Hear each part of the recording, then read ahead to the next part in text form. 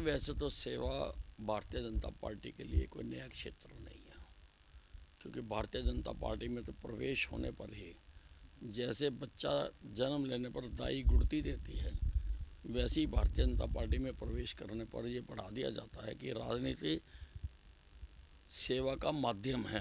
राजनीति सुख सुविधाएं भोगने के लिए नहीं है, सेवा का माध्यम है।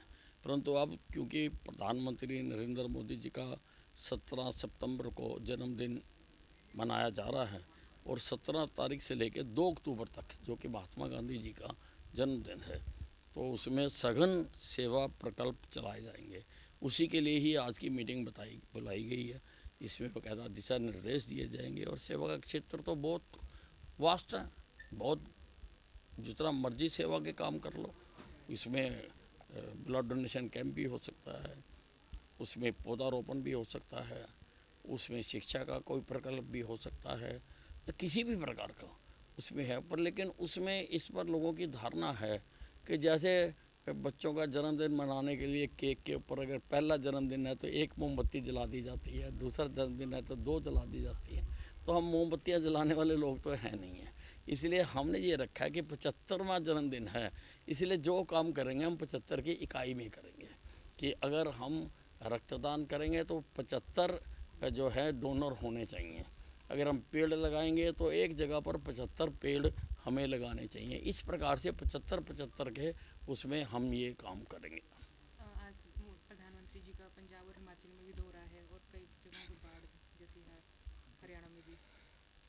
ये देखिए, अब प्राकृतिक आपदा है और इस बार पहले से बहुत ज़्यादा आई है। जितने क्लाउड बर्स्ट इस बार हुए हैं उतने आज से पहले नहीं हुए। हालांकि वो प्राकृतिक फिनोमेना है तो उसका क्लाउड बर्स्ट होने का और उसका पैमाना भी है कि अगर 1 मिनट में 100 mm बारिश आ जाती है तो उसको क्लाउड बर्स्ट कहते हैं।